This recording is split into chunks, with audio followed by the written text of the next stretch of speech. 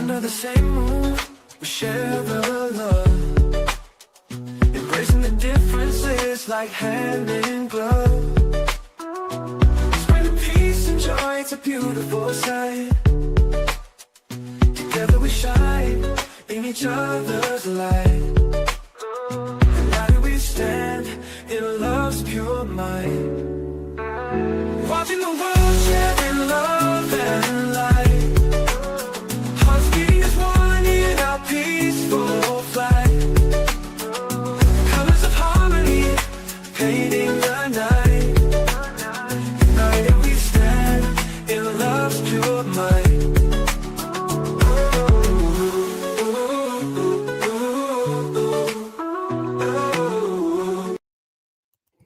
Well, good evening, everyone. We welcome back. We were just on just an hour ago. We had 42,000 people. We welcome so many people to have these discussions. When it comes to politics, you know, here at Watching the World, we try to stay so unbiased, but we bring you the solid points.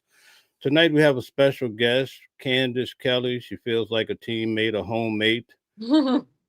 As a law professor, to be able to come on the channel and really teach us and show us different things about the law as we take a lot of these cases and put it to the light. It's nice to be able to ask these questions. So tonight we're going to go through Donald Trump. We're going to talk about Epstein. We're going to talk about Diddy. And we're going to talk about a new case called Tony Earls. This is a case we're going to talk about toward the end of the show. But it's a case that you don't want to miss. Believe me when I tell you, it's very exciting. It has a lot of turns and twists to the case. But I did want to bring up something first that I wanted to know if you guys had heard about it. In fact, I'm going to do so by bringing up the one and only Candace Kelly. Candace, how are you doing? Good. How are you doing, Mel? Always good to see you. You had a lot of listeners, a lot of viewers, huh? Yeah, a lot going on. And you saw I started to catch a second wind, and then I said, oh, I have to bring up Candace because I'm about to start talking. You know what I mean? Yeah. Hey, listen, this has been an exciting week, especially after the election day yesterday. So it's all good because people really want to talk, and I know that's why you do this show, and that's why I like to come on. It's nice to exchange ideas. That's what, that's what we are here for on this earth to do, exchange ideas and be better. It's so amazing. In fact, many said that you add softness to the channel. So, Well, thank you. Listen, I'll take it. I'll take softness. Is that a new hot word? Is that like demure? I don't know, but I will take it. I will take it. All right. So, as I was about to say, have you heard that they're going to cancel Thanksgiving, Veterans Day, Christmas, and Black Friday this year? Boycott. That's what I've heard about. Have you heard anything about it? No, listen, tell me a little bit more about that. That's one of those hot topics. There's so much news out there. You don't catch everything. But is this a boycott presented by who? Should I guess? Who is this boycott presented by? I'm not totally sure. I'm not sure if it's the No Kings, if it's just the Democrats, if it's blacks. I'm not sure, but I did hear about it. In fact, one of the viewers, AI, talked about it today. I've heard about it on different channels too, but pretty much they're going to try to block out these holidays to fight back. And I think that is one of the things that social media is good for. I know we hear a lot of arguments about what social media is not good for, but it collects people to do things like this. And we know that when you collect people and you stop putting your dollars in places that are expected to receive your dollars, that is when people start listening. So that's all I can say about that we know where the money is where change will be made. It's unfortunate that it comes to that point, but we know historically that it's always been like that now. It's always been like that. Yeah. AI MedSpa said this was planned last month. Can you define who's behind this big movement, AI? Just tell us what you think. Let me tell you this, right? Earlier in the year, because I follow stocks and investing pretty heavily, right? Mm-hmm. Target on Facebook, I had Facebook friends who try to be so educated. They said, oh, they're trying to boycott Target. It's never going to work because they were following the pastor. I think his last name is Bryant, right? Sure, Jamal Bryant. Right. He says, okay, no Target, right? Yeah, Lo, no, no lo and target. behold, Target took a major financial hit. Stocks down tremendously.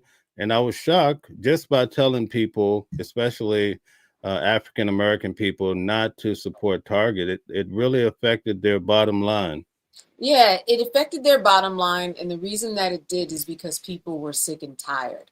And it affected their bottom line because there's a core group of people that are, there are a lot of boycotts. It's just that this one really took hold because everybody got on board. And then that momentum, it got to a point where if I had a friend of mine, she said, I need to go to the store, but I don't want to go to Target. I don't want anybody to see me there. I don't even want anybody black or white see me there, because it's not just a black thing. It is largely a black thing. But there's some people from other races who are like, yeah, we're going to do this. But you see these dollars, and there's a shame that you have if you even. I went to pull out some lunch, try to pull out a Target bag. I said, should I even pull out the bag? I wasn't there, but it's a bag from last year. So it's come to that point where we are recognizing what we are capable of doing. And, you can be shamed into not going into a store. It's not a bad thing if the end result is that it makes a difference. And in the Target case, it had to do with DEI. So, it's making a difference. And I think that there are different conversations that are being had at Target and other stores because they don't want to be at the end of a boycott. Right. AI MedSpa says it's backed by the sisterhood. So that's who, I'm not sure the details of that, but that's what we have so far. Yeah, and you can never be really sure online. I mean, there could be more than one faction behind any boycott. It's just one of those things that, and for people who aren't doing it, I think that's okay too. People are boycotting Amazon.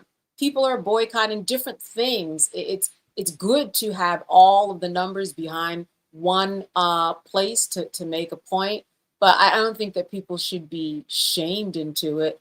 But they kind of should be ashamed if they know the kind of deal that's behind Target, in terms of DEI and how it just cut everything out like it was nothing. Think about the George Floyd days. And I mean, there was one bank that offered $1 billion it was going to put towards DEI, and Target rose, and AT&T rose, and Comcast rose. Everybody was rising to the occasion. Now, Mel, it seems like there's no occasion, so there's no rising. So Right. people had to take matters into their own hands. Right. I was watching your show you did the other day for lunch. It was amazing, by the way. Oh, thank you. Thank you. That was fun. I like, hearing comments, and it's great that people are tuning in. I love the way that the media landscape has changed over the years. I've been doing this for a long time, but it's great to see everybody have a voice, and it rings truer online that those voices are equalized. So I really like doing it. Right. I noticed you used the photo of Diddy that came out, I guess, from TMZ of him being in the jail or the prison yard. Yeah, there was Diddy on the prison yard. I'm expecting somebody to be in trouble. I don't know where that picture came from, but it was one that a lot of people had a lot of comments on, in that he was smiling and interacting. So it took on a lot of narratives in terms of what's coming up. I do know this. I know that his appeal was fast tracked. Normally appeals take a little longer, but he's got dates. He's cut through some red tape in order to get his appeal. That just came out, I think yesterday. I wanted to ask you, did you see how that picture has now evolved into AI with him dancing with the other inmates in the prison yard? Now, what are we going to do about AI? What are we going to do about AI doing this to people? It's incredible. With free subscriptions to these various apps, you can make Sean Combs dance. You can make Sean Combs sing. You can make Sean Combs maybe point back at you. That's a shame. I mean, really, AI and what people are doing, it has gone too far. It's gone too far. There are a lot of these people who will take a picture of their loved one who has passed, and then they'll send a video and say, look at the way that dad came alive. I don't want to see that. Let's just stick to the original. I do not want to see a picture of my father who has passed, walking down the street as if it's really, really him. I don't want to see it. I don't want to see Sean Combs dancing, break dancing. Eventually, it's going to, and I say hit, like the law's got to jump in some way. I mean, it just doesn't make any sense for AI to get this far. It doesn't. But a lot of people are making money. I understand it. I see the draw. I see the draw. Yeah, they'll make anything, right? They will, and that's a problem. They'll make anything. They'll make anything. I mean, there are laws that are already on the book. It's called the Take It Down law, the Take It Down statute, where if you do something sexually, right, because you can put a head on somebody's body and it makes you look like you're doing a lot of things sexually. There are laws that are on the books. I would imagine that, I mean, you could sue somebody for false light. Everybody look it up. But that could be, a way. I mean, if I was portrayed in a way that wasn't proper and that I felt kind of highly offended, I could sue for it in the name of AI. But the law just hasn't caught up. All right. But I don't want to see me swimming or climbing Mount Everest because someone's taken my head and put it on. I mean, that's not fair to me. Even if it's something that's not sexual or something that's, not terribly unreasonable. Like, okay, so I'm swimming, but that's not me, and that's my right to who I am and my name and image and likeness. So therein lies the problem. The law will catch up, but they're slow. Now, I know that you teach and you specialize in defamation. How does that work? Is there a different parameter for a person that's a regular civilian versus a person that's a public figure? Oh yeah, there's a really big difference. The thresholds are very different in that as a regular person, your Aunt May May in Pennsylvania, if she sees a picture of her on a cereal box in the store, that's going to be a problem because they've used her name, image, and likeness. She's going to have an easier time suing for that, and she's going to have an easier time if someone defames her. But celebrities, let's say, I was just watching something with Idris Elba. If he sues, his threshold is much higher because he is a celebrity. He's going to have a harder time proving defamation because here's the truth about celebrities. They need us as much as we need them. If we stop talking about Idris Elba ever, and he never saw his name, was never in People, was never in US Weekly or was never on your show, that would be a problem. So there's a different threshold because celebrities enter into this world where they don't give up their privacy or right not to be defamed, but there certainly is a different level in which they give of themselves. They do give a little bit more because they want us to come buy tickets. They want us to tune into them on Hulu. So it's harder to prove defamation if you are a celebrity. I'm starting to see a lot when it comes to defamation, especially, I attended Drake versus Kendrick Lamar, or at least the parent company. Ultimately, it looks like Drake did not win that case. It was dismissed. He's trying to appeal it. But are you shocked to see that more and more celebrities are trying to sue each other? You know what? I am not. I am not. I think that years ago, and I'm talking 20, 30 years ago, when people sued for defamation, there was less at stake, meaning that, yes, you might be in the New York Times and there might be a defamation issue, or you might be on your local channel 2, CBS. Remember that was the time there were only 4 or 5 channels.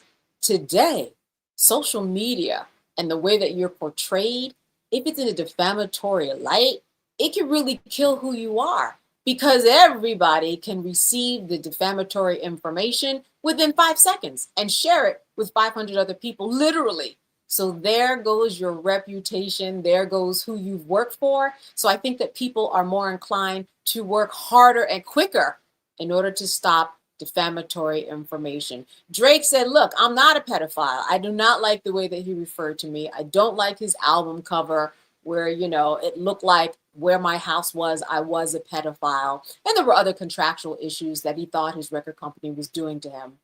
He didn't like what was said. And I have to say that calling someone a pedophile, yes, I know that it was in the middle of a song. And I think that I don't think he has a strong case.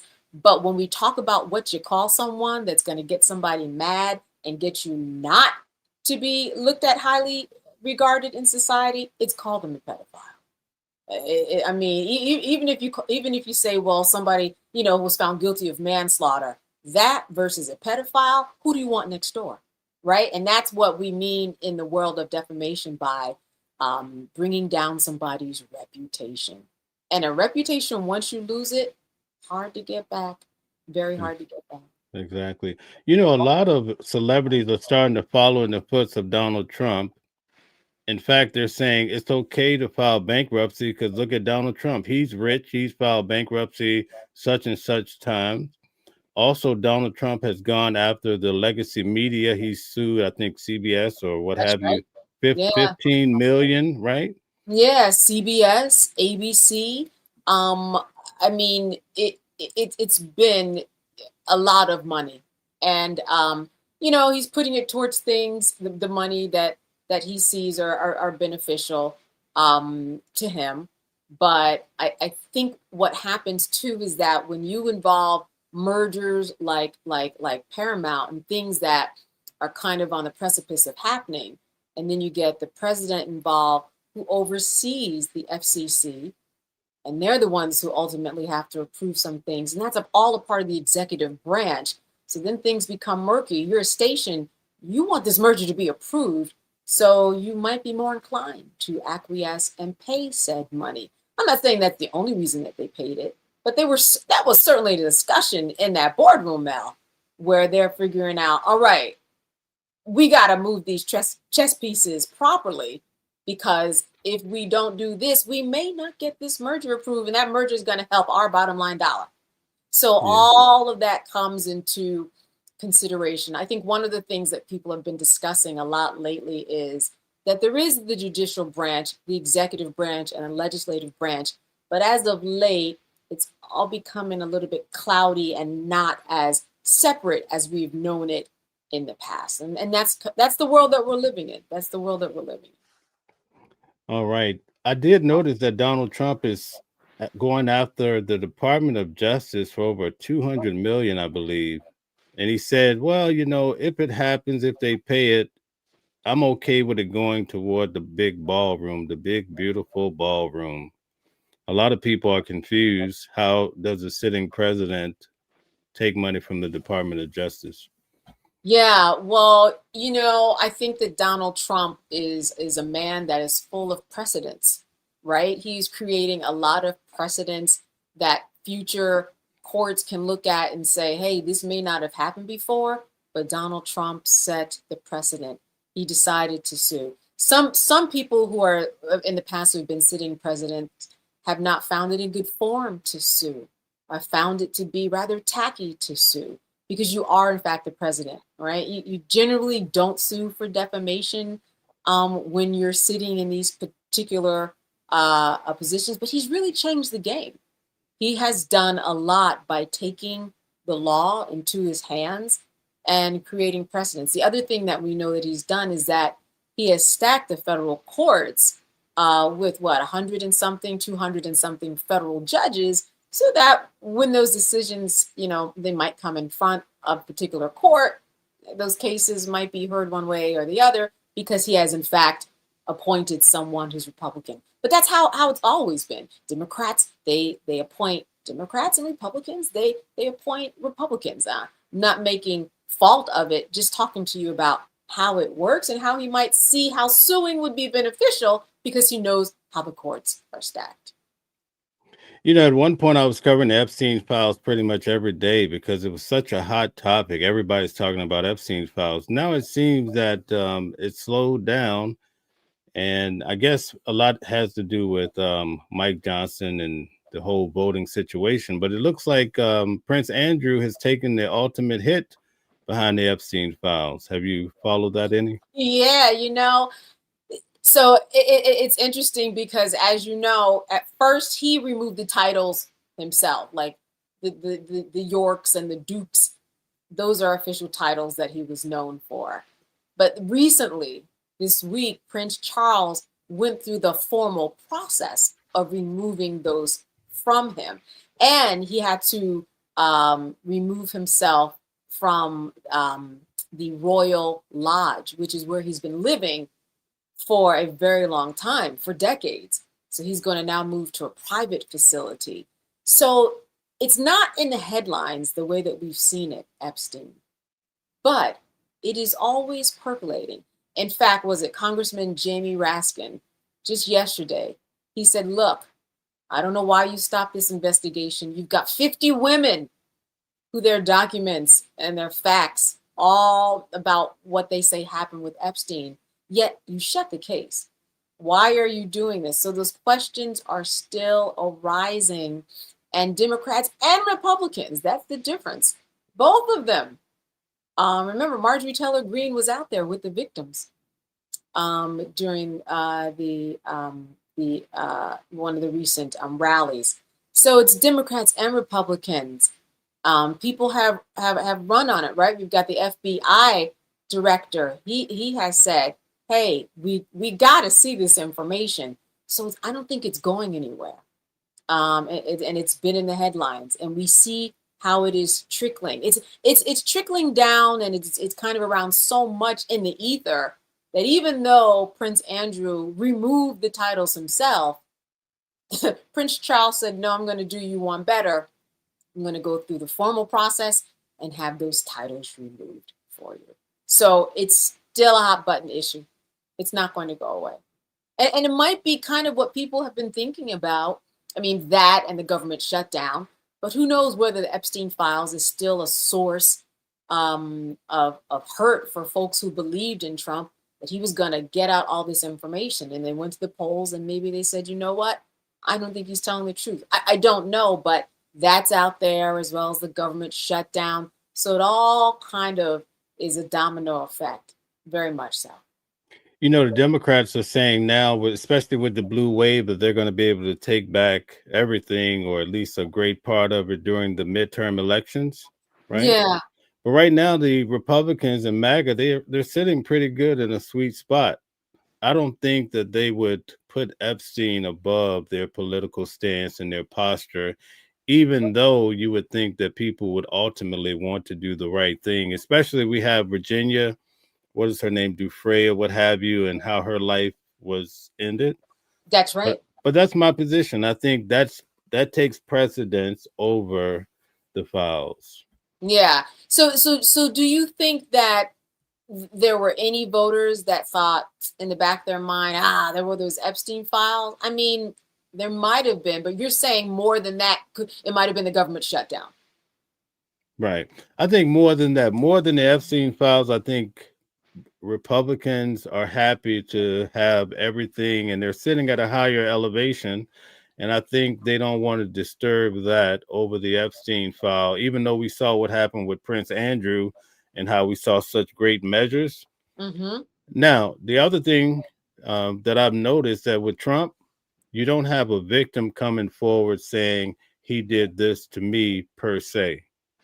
Right. So, I mean, so that makes a big. Right now, it's just, he's mentioned in the file. Some people say, well, he was just taking a ride on the airplane, and some say, he didn't do that even.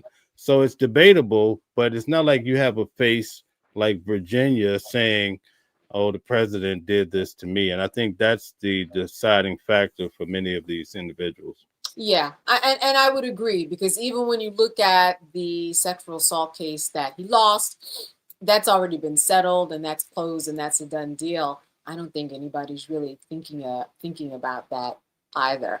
In fact, I think that he could still gain a lot of support in many, many ways. Though I would say that the support that he threw to Andrew Cuomo, I don't know if that might be a telltale sign as to whether or not he could carry a lot of weight in New York City at the very least, because it certainly didn't do what I think he thought it was going to do. And I think the timing was off too. If you're going to get behind somebody, you can't do it the day before. Right.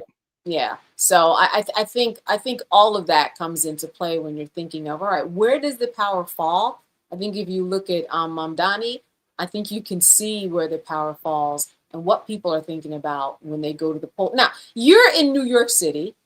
Did you, there were a lot of promises that Mamdani made. Do you see, for example, free busing happen? I mean, you have lived there, you know the system intimately.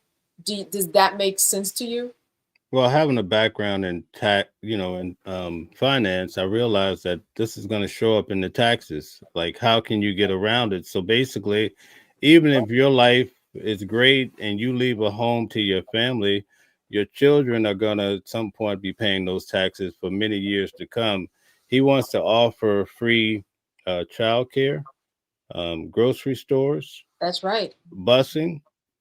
Like, where, how many people live in New York City? Like, how Yeah. is this really going to be funded? I mean, it might be a righteous cause, but somebody has to pay for it. That's the point. You know what I mean? Yeah, the other thing, if I'm living in Ohio or Pennsylvania, I might think, let me go on over to New York City because they got a lot of good stuff going. It is going to attract more people. So I thought about that particular fact that I don't know where it will end up because it might be so popular, it might be an overwhelming experience. But he said that he's going to tax the rich in order to get those monies. But still, I, I I think that there are a lot of problems that he could foresee that he now has to work on making sure doesn't happen if that is what he's going to do. I'm not saying I can't see it at all possibly happening. In fact, it happened during COVID for a period of time. It happened during COVID. They said it was going to happen for a few months. It actually happened for a year. So this isn't the first time that they would be giving out at least, free buses and maybe even something else. But I know they gave out, they, meaning the city, gave free transportation.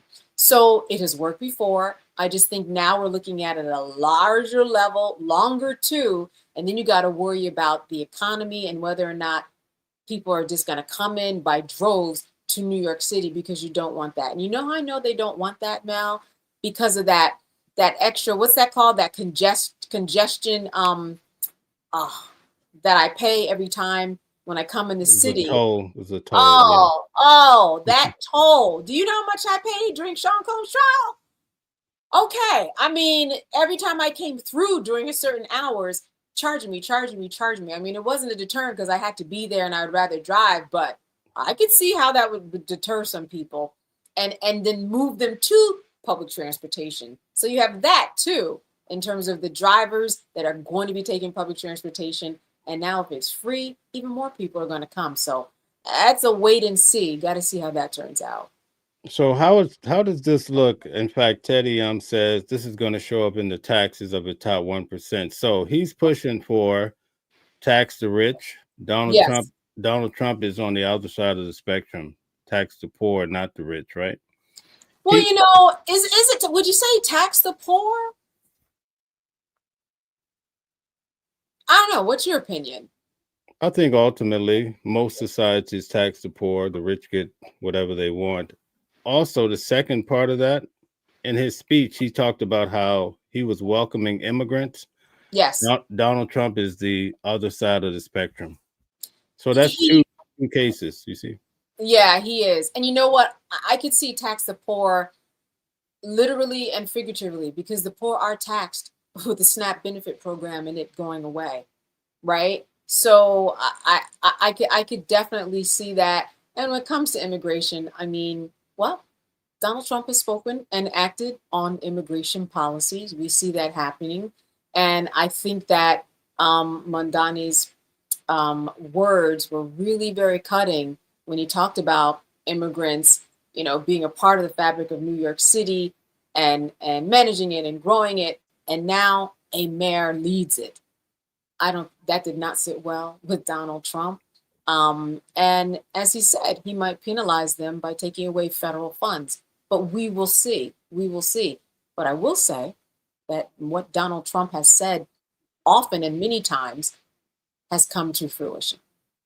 Right. You can pretty much count on it. One of the things that stood out to me too is that when it comes to food stamps, Yeah. they're putting in one of the new stipulations of where you have to work at least 20 hours a week. And if you can't find a job, you can go volunteer. But they want you to aggressively continue to try to find employment.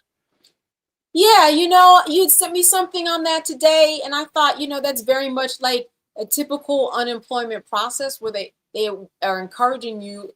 You can't just sit at home, right? You have to at least go out and be active, even if it's Right. volunteering, go out and contribute. And I think that that's what they're just trying to make sure that they don't create someone who's collecting a check and then sitting home and watching Netflix all day. So, I mean, I definitely get it. I just think that it's to a point now where it's different if you're, you know, on unemployment 10 months ago, because you have a higher likelihood to get a job. Now you've got federal government workers out of jobs. You've got, you know, people who are trying to manage work and get more jobs because the SNAP benefits aren't there. You have a lot of, and there are people who are out of work anyway. You've got the cost of living.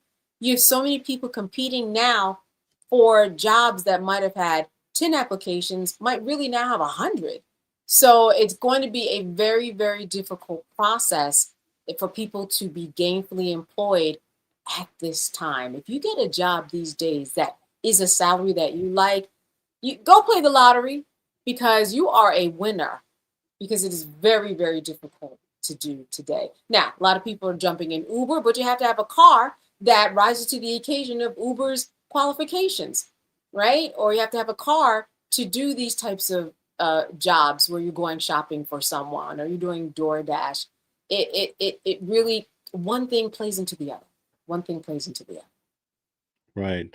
Here's a question for you before we transition into Tony Earl. Yeah. What are your thoughts about Donald Trump sending the National Guard into the inner cities? Well, listen, Donald Trump, well, now where do we go with this? Donald Trump is trying to make a point about what it means to have the National Guard and police presence in an area where there might be crime, poverty, and homelessness. He's only making a point to an extent in that if you have the National Guard somewhere, of course crime is going to go down. What happens when they leave, right? So a long-term plan has to be in effect. Those are my thoughts about it. Of course, again, you're going to see the numbers of people off the street, and crime is going to go down. If you have 2,000 people from various states all come and descend upon Washington, D.C. But those numbers are not real, right? They're like what we see on Instagram. I call it Insta scam. It's really not real. It's just for show. So what the long-term plan is, that's really where the answer is going to be in all of this. And of course, we know that he's sending people into cities that are that have African American males. I do not think that is. I think that is by design, and I think that he is trying to make a point, and that's based upon his history and how he perceives people from outside countries, outside races. He says one thing. Often his actions speak otherwise. All of it is to be debated for those of you who are listening out there. But his actions do tell a story. What are your thoughts about that? You know what? I actually predicted it on my Facebook when right before he actually took office. I said he would send probably the army or something into Chicago because there were so many killings every weekend. Like some weekends, 12 people shot. I said Donald Trump is going to, if he get into office, he's going to send the military over there.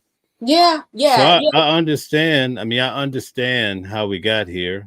But some people feel like there's something also where if it's time for power to exchange, that he would use the military to stay in the office. So you hear that in the background. But I do think crime is a major issue in the United States. And let me make this other point. I know we're moving on to another topic, but if you are going to go into a state and you are not making nice with the governor like he did in Maryland, who said, listen, let's work together. Let's try to bring the crime down, but let's do that step and figure out what the issue is before you bring the National Guard and bring down the morale of the people. Now, you could argue, oh, but it's going to bring up the morale of the people because crime will go down. You can have both exist. But he said, let's go step by step.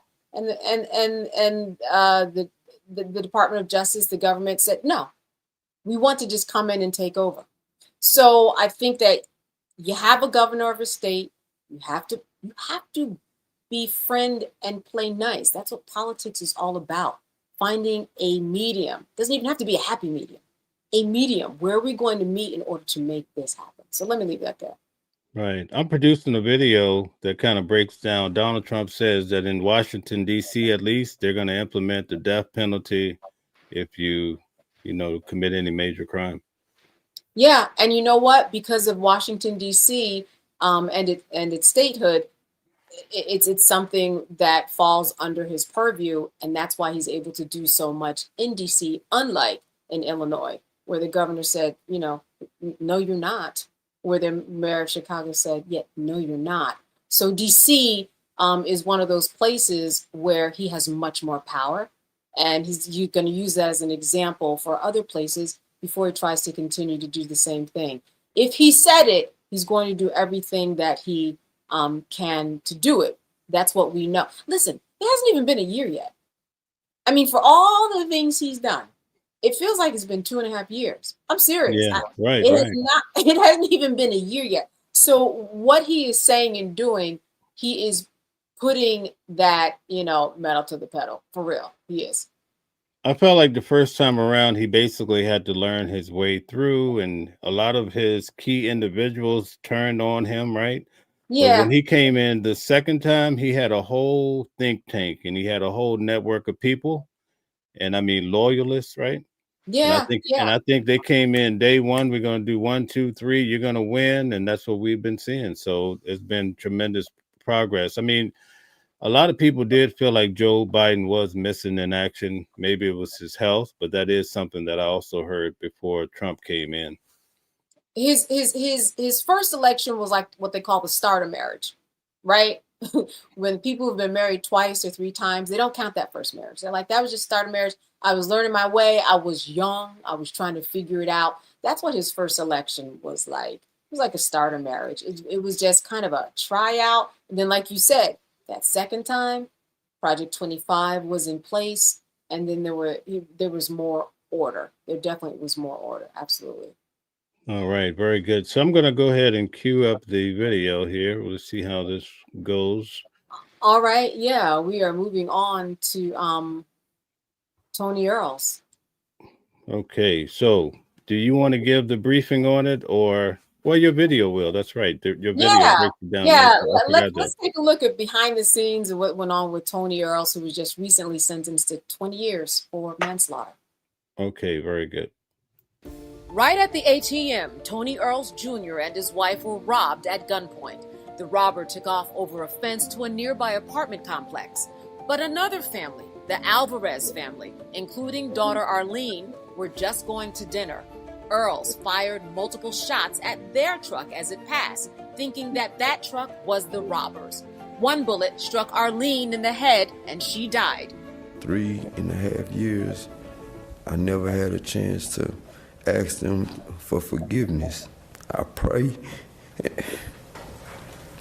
and I ask God for forgiveness all the time.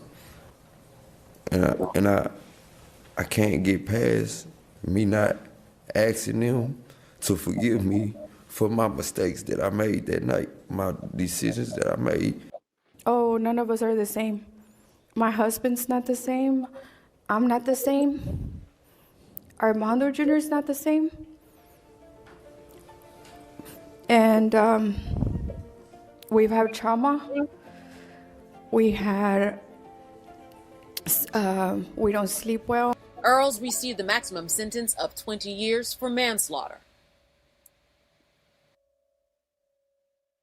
Yeah.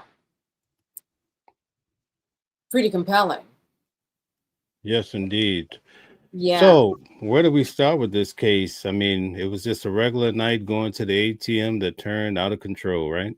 Yeah. Valentine's Day in 2022, it was just a series of terribly unfortunate events that started out, as we saw, with being robbed at the car at the ATM, and Earls took it upon himself to chase down what he thought was the suspect's car.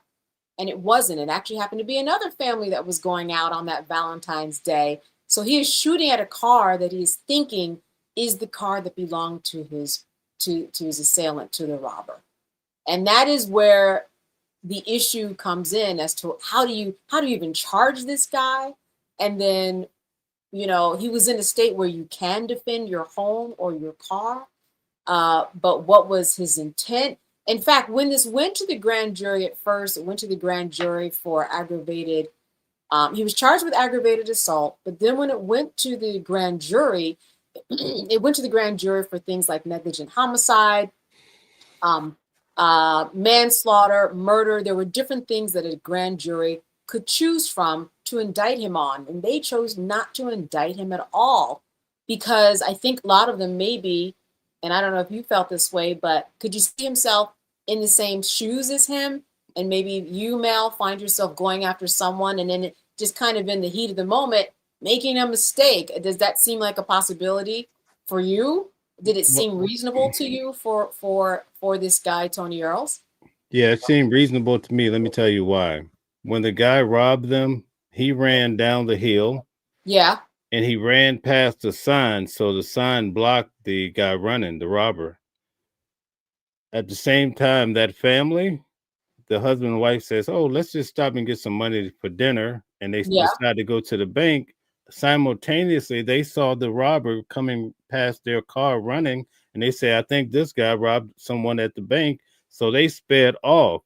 So Tony Earl didn't get a chance to see. He thought the robber got into this truck and was speeding off. And he emptied 10 shots in their direction. Now, I'm not saying it's right, but I'm just saying he got confused. That you can understand, especially with the adrenaline going and things of that nature, that he got confused in that moment. It's like everything met up. I think, just to finish the grand jury side, when it went back to the grand jury did indict him for murder, and then they brought down that to manslaughter. So he was ultimately convicted of manslaughter. And the reason that's really important is because a murder charge, you would have to show the intent. And he did not intend to kill that girl. So that's why they brought it down to a manslaughter charge where it doesn't have the intent. I think a lot of people are shocked that he got the 20 years. I didn't think he would get that much time, especially look back at the grand jury. They didn't even indict him at first. So there was a lot of murkiness here, especially again in a state where you can carry a gun and defend your car, defend your home. With the same token, what do you do if you're the Alvarez family? You don't have your daughter anymore. I really want to hear from people. Would they find him 100% guilty? Or do they think he just should have gone to jail for a couple of years? 20 years. 20 years. I'm starting to see more and more cases where the grand jury lets people off, but then the community raised such an uproar that they changed their mind, to really push the case. Yeah, here's what I wouldn't want happening.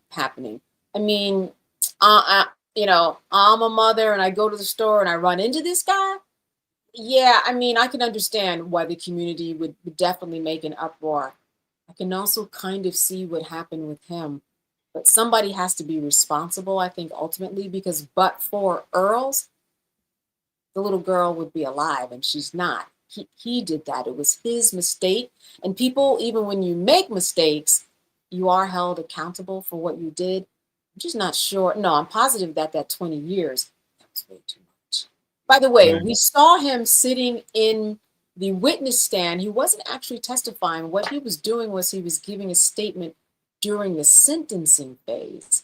He only called a couple of witnesses. One of them was an expert witness that talked about exactly what you talked about, which is that, what happens when you're caught up in the moment and you might be confused and the adrenaline is going and it's kind of fight or flight situation. So you had an expert try to contextualize exactly what you said, that when you're in the moment, hey, I'm confused. I didn't know. It all seemed to make sense for me, but my intent was not to kill this little girl.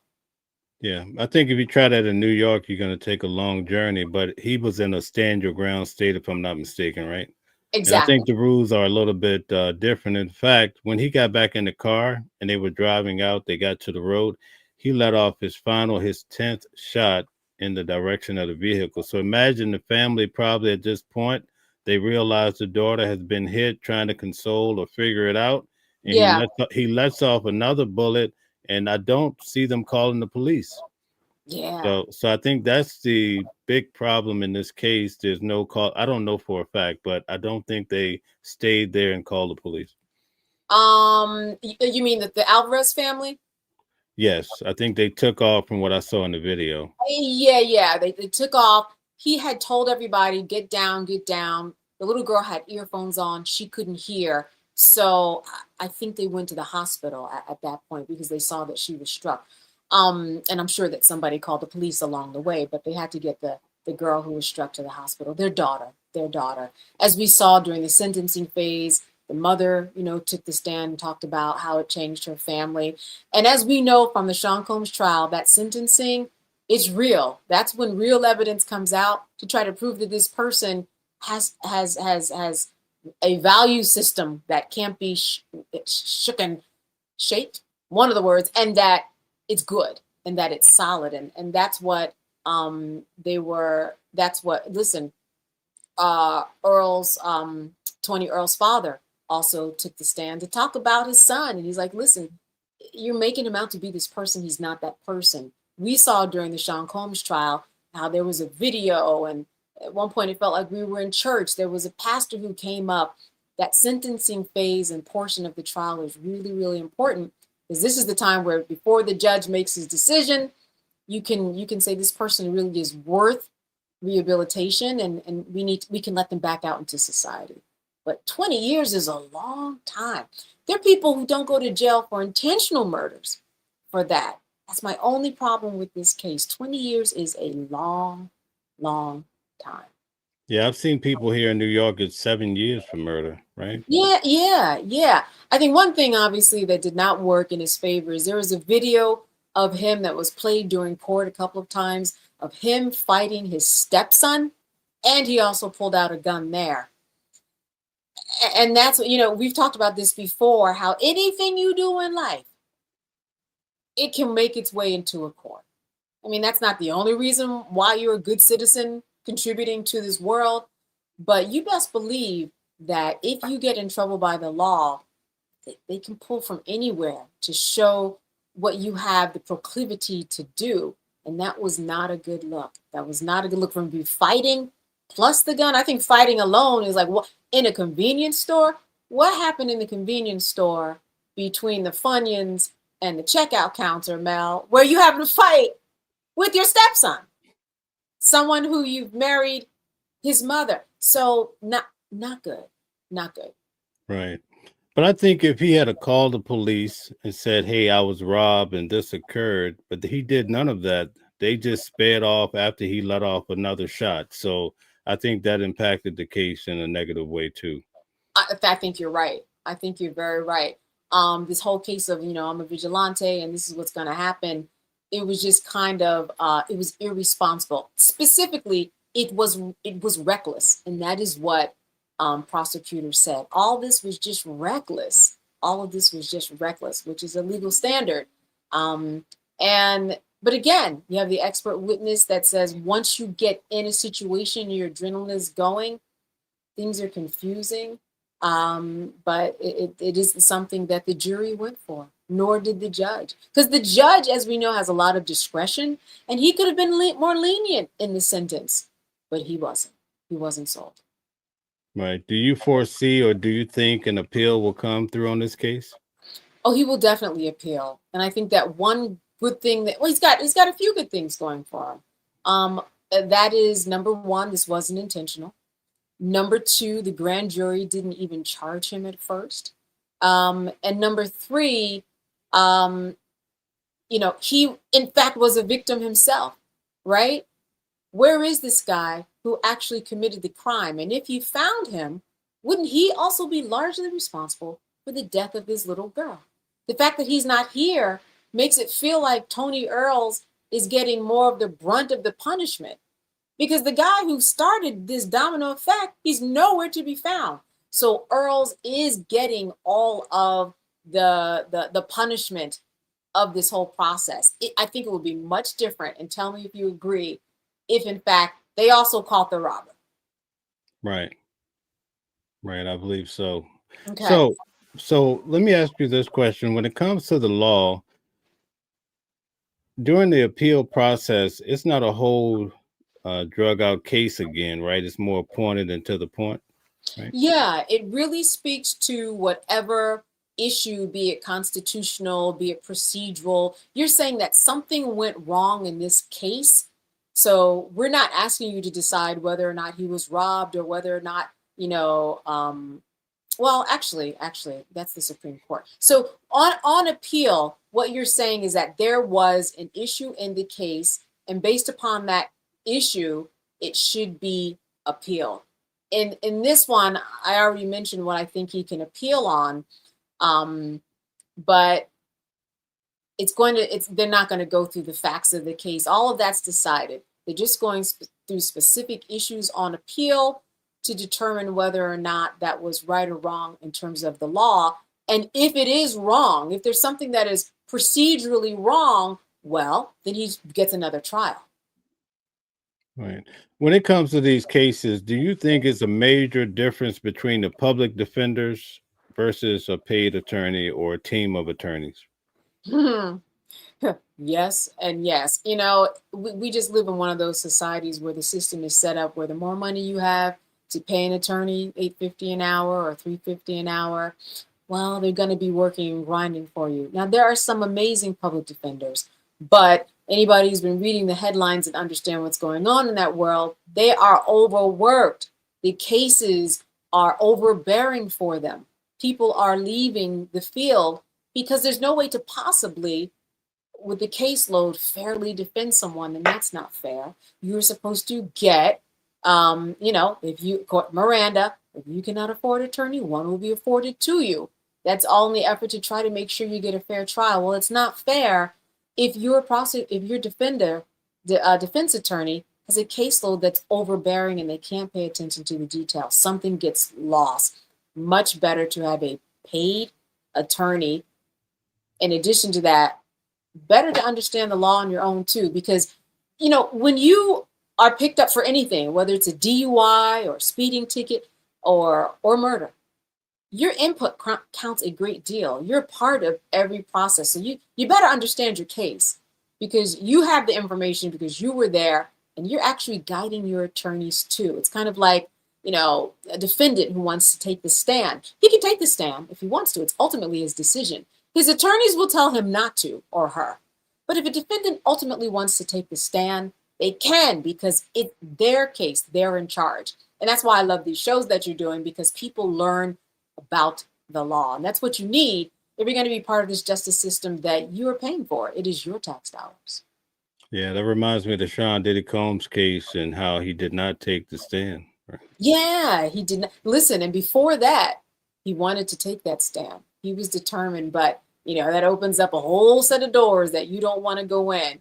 You don't want to go down those doors because you don't know what's behind them. You don't know what. So yeah, he did not take the stand, and he didn't call any witnesses. The defense team was like, "We're good." So all of that, though, Sean Combs was a part of, and all of that. Again, if you're involved in the justice system, you're a part of that. You're managing these attorneys that you're paying for. Because if you're not paying for them out of your pocket as a private attorney, you are still paying for them out of your tax dollars if they're a public defender. So you're involved in the process. Is there any case where an individual does well by defending themselves? Hey, listen, there are some cases. The cases where a defendant does well is one where they're telling the truth. Let's just be real. Because you can get caught up in a lie very, very easily. Number two, a defendant does very well if they are a likable person. Be like, I like that guy. He seems believable, right? In fact, the fact that you take the stand, kind of, if I'm on the jury, I'm like, he might be pretty innocent. He's taking the chance to take the stand. Well, those are the people who make, and also a person who can remain calm. What is the worst thing? And this is what a defense attorney or prosecutor will do. is they will try to make a witness mad in order to take away from their testimony. So if the state is cross-examining you and you get mad or you blow up, you might as well call yourself having lost the case, because they see you being angry. So they can see you committing that murder, right? So you have to be a calm, cool, collected person who is telling the truth and who knows how to speak well and who knows how to articulate well and explain to someone exactly what happened. All right. And just like that, we reached our time. That's impossible. Mel, that's impossible. It It's always possible. It's always goes 9:05. rapidly, right? Yeah, yeah. Yeah, it flies when you're having fun. Let's see. I want to get to just a few comments before we have like a few little minutes here. Sure. Let's see AI, what the folks are saying. AI Menspot says, I think Sean Diddy should have defended himself. He is rich. Yeah, well, I mean, I don't know what they mean by defended himself, because he paid millions for attorneys. But yes, he is rich, and he was, if you remember, he was always writing in a notepad. He always had a file of his own. They spent many days with him going to jail. They wanted the hours of visitation extended because he was very much a part of that case, and he very much did defend himself. Okay. Mike says, what the hell does it matter what someone else did? This guy ultimately decided to point the gun and pull the trigger 10 times. Case closed. The judge agreed. That's what I can say about that. The judge agreed. The judge agreed that, again, this little girl would be here, but for Mr. Tony Earls. I can see exactly what the what that viewer is talking about. I can see that. I can definitely see that. But can they see 20 years for this? I'm not saying Tony Earls was not responsible. 20 years, though, I think that's where I got put a bookmark tonight. Yeah, absolutely. Have we had any update on our main character, Luigi Mangione? Wow, Luigi Mangione. You know what? We know that he's going to be in court at the beginning of December, and then the case starts more so in the beginning. Is it January 9th? Off the top of my head, in the beginning of January. And we know that his attorneys are preparing specifically to suppress that evidence that they found in Altoona, Pennsylvania on December 9th, so that he can probably get a lighter sentence, or he could probably have some type of, being relieved in some way, because we know that he's going to jail. I mean, well, do we know, Mel, do we know that he's going to jail? I want to know what viewers think. Do we know that he's going to jail? Besides jury nullification, I would say that all evidence points to him going to jail. Just depends upon how long is he going. Well, after attending Diddy's trial, I get very questionable about these trials. But in this case, from what I see, I think he's going to do some time. That's just my position now. And a lot of time, maybe even the rest of his life, if they don't even try to take his life, Yeah. I think that all of that is on the table, and I also think that they're going to have a very interesting jury selection process, what we know as voir dire, and trying to figure out how people feel about the healthcare system and how they figure out about this guy who can put on a sweater and sell it out at Nordstrom, right? You're going to have some takers who are going to want to be on that particular jury. You got to figure out a way as an attorney to go through the process, ask the right questions, get those people off who only want to be there for that 15 minutes of fame. So the jury selection process is the most interesting and important part of a trial anyway, in my opinion. But this one is going to be especially interesting. All right. Okay. Well, thank you so much for coming on. I really do appreciate it. Would you like to close out for us tonight? Well, listen, you know that you and I are going to be on the case, literally and figuratively, in terms of Luigi Mangione, and also other important cases that come up over these next few months. And we're going to continue to do this, continue to take people's questions, and we just want them to join in. And also, there's some cases that might be out there that people want to suggest that we jump into. That would be interesting too. But we're definitely on Luigi. And anything else that is worth talking about, and we're having a good time doing it. So I'm glad everybody joined us tonight. Thank you. Thank you.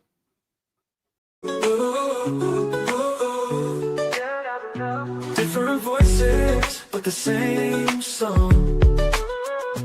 Building a world where we all belong. Kindness leading the way, breaking the chains. In the symphony of love, the thing remains. Embracing diversity, brighter days in sight. Watching the world share in love and light. Hearts beating as one in our peaceful flight. Colors of harmony, painting the night. United we stand in love's pure might.